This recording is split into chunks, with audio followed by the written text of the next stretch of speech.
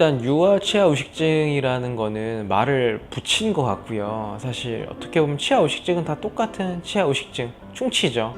근데 이제 유아의 경우에 특별히 생기는 충치들이 조금 있다라고 하면 이제 유아성 다발성 의식증이라는 것이 있기는 해요. 그게 어떤 거냐 하면은 애기들 같은 경우는 젖을 물거나 우유를 먹거나 하잖아요. 이제 그 상태에서 잠에 드는 경우가 굉장히 많아요. 그런 경우 정말 많잖아요. 엄마가 이제 젖을 먹이다가 잠에 들거나 우유병을 먹고 있다가 잠에 들거나. 그래서 교과서에서는 우유병 의식증이라는 표현도 씁니다. 영어로는 뭐 람판트 캐리어스라고 하는데 그거는 이제 다발성 의식증이라는 뜻이고 우리나라 말로 교과서에는 우유병 의식증이라고 써 있어요.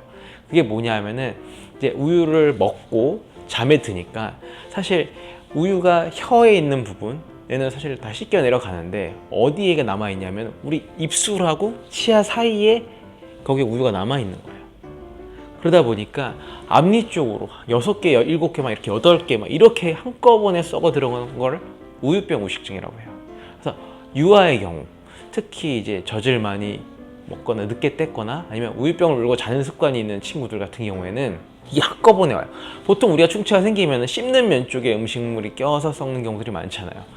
근데 그렇지 않고 우리가 대부분 어른들은 어금니 쪽 충치가 훨씬 더 빈번하잖아요. 앞니 쪽보다는. 근데 얘네들은 아직 어금니가 나기도 전인데 바깥쪽부터 썩어 들어가는 거예요. 왜냐하면 이 우유가 입술과 치아 사이에 그냥 있는 상태로 잠이 드는 거죠. 그러면은 그 우유를 세균이 먹고 이제 산을 배설하게 되니까 이 바깥쪽으로 새카맣게 썩어 들어가는 거예요. 그럼 이게 문제가 뭐냐? 굉장히 어린 나이에 충치가 생겨요. 우리가 이제 어려서 충치가 생길 수 있겠지만 사실 충치도 형성이 되고 진행이 되는 시간이 있잖아요. 그러면 우리 친구도 나이가 조금씩 들면은 단순히 협조도가 올라가게 된단 말이죠. 그래서 어금니 같은 경우는 나는 시기도 조금 더 뒤고 그게 좀 썩어 들어가서 치료가 필요해지는 것도 시간이 좀 필요하기 때문에 결론적으로는 어느 정도는 협조가 돼요. 근데 이제 앞니가 여러 개가 썩는 경우에는 훨씬 더 어린 나이에 진행이 돼서 오기 때문에 협조도 되게 힘들고 그런 경우에는 이제 한꺼번에 여러 개를 해야 되니까 보통의 경우에는 소아치과에서 그거를 이제 재워서 한꺼번에 치료를 하게 되죠. 뭐 제일 좋은 거는 이제 우유를 먹고 어느 정도 물로 헹구고 잠을 자는 게 제일 좋은데 사실 아기가 우리 말을 다 듣는 게 아니잖아요.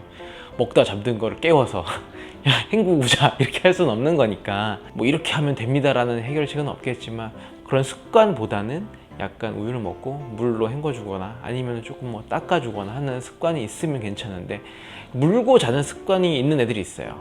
우유병을 물어야만 잠이 드는 습관이 있는 친구들이 이런 의식증에 더 많이 걸리는 편이죠.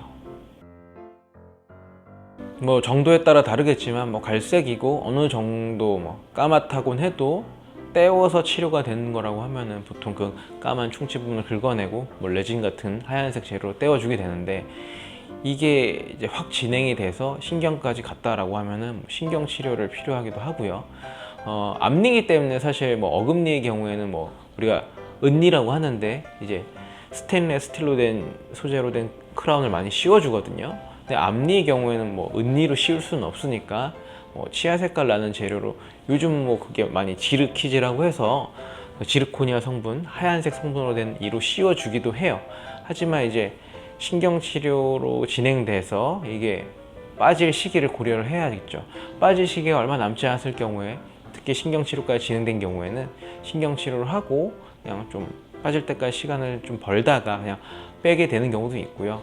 그 시기가 너무 많이 남았다 그런 경우에는 앞니를 씌워주기도 하고 떼워주기도 하고 합니다.